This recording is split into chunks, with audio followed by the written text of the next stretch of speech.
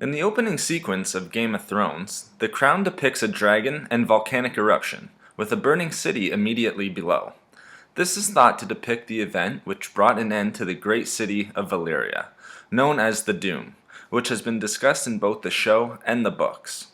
The eruption brought with it great destruction, destroying the city and all who remained within it. So what exactly happened during the Doom of Valyria, and why was it so destructive? Let us begin. At its height, Valyria won the distinction as the greatest city in the known world.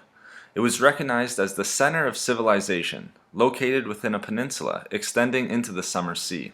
Following Valyria's destruction of the Rhoynar, it soon achieved complete domination of the western half of Essos, a vast and massive area of land from the Narrow Sea to Slaver's Bay, and from the Summer Sea to the Shivering Sea. This meant that at its height, the Valyrian freehold covered over half of the known world, from Pentos to Meereen. For roughly 5,000 years, the Valyrians' domination remained uncontested, free to develop its own language, religion, and customs, thus expanding its reach and influence on the lands surrounding the freehold.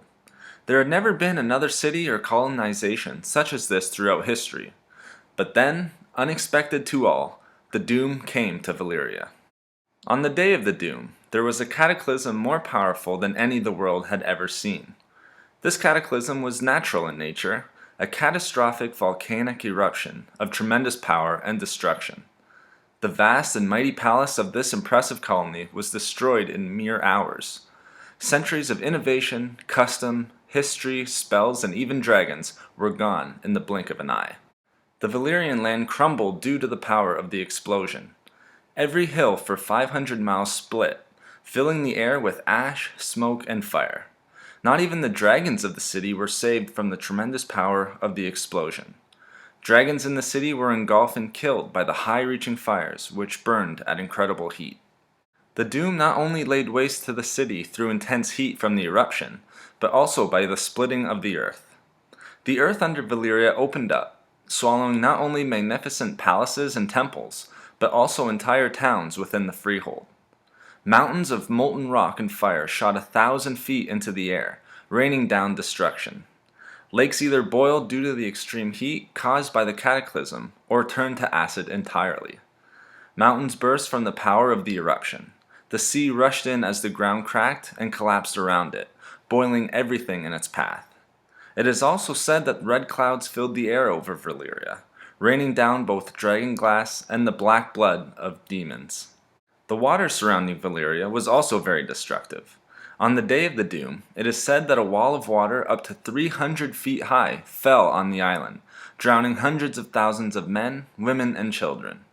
This left no one to tell the tale of the Doom, except some fishermen who had been working out at sea at this time.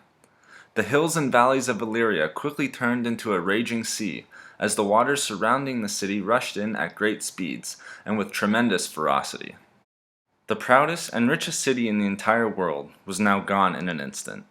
The time of the dragons and dragon lords in Essos ended as well, save for Aenar Targaryen, his children, and his dragons who had previously fled to Dragonstone 12 years prior due to the dreams of his daughter, warning of the coming disaster, and therefore escaped the Doom altogether.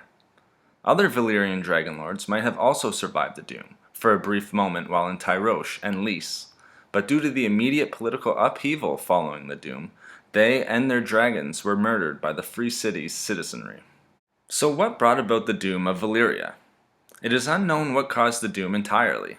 Most refer to it only as a natural cataclysm, a catastrophic explosion that was caused by the single eruption of all 14 flames at once. However, other Septons believed that the Valyrians brought this event on themselves, due to their belief in over 100 gods. It is believed that this form of godlessness unleashed the fires of the seven hells on the freehold, culminating in the events of the Doom and destroying the freehold. Still other maesters who have been influenced by the Estout Septon Barth believe that the spells used by Valyria to tame the 14 flames for thousands of years began to falter as the city's desire for slaves, wealth, and expanded power grew, making the cataclysm inevitable as the spells weakened. One has to wonder why there was no hint of potential volcanic activity in the thousands of years that Valyria existed prior to the Doom. You would think that over the course of this time, there may be some sign or signal that potential danger may be probable, but it appears this event occurred without warning. The freehold of Valyria and its empire were destroyed by the Doom, but 4 centuries later the shattered peninsula and smoking ruin remain. It is said that demons still haunt the smoking sea where the 14 Flames once stood. The road joining Volantis to Slaver's Bay has now become known as the Demon Road, since many still believe that demons and other dangers such as stone men still haunt the region. The Doom occurred in 114 BAL, 112 years prior to the Targaryen conquest of Westeros, in 2 BAL. Even still, the grandiosity and brilliance of Valyria has not been matched since. As Tyrion Lannister says to Ser Jorah Mormont, "You know what they say, the Doom still rules Valyria." How many centuries before we learn how to build cities like this once again? Still, Valyria is a reminder of how quickly power in a great colonization can be lost, only to make room for another to take its place. Thank you for watching the video. If you liked it, please leave a like or comment in the comment section below. As well, subscribe for more Game of Thrones discussions and theories in the near future. Thanks again for watching.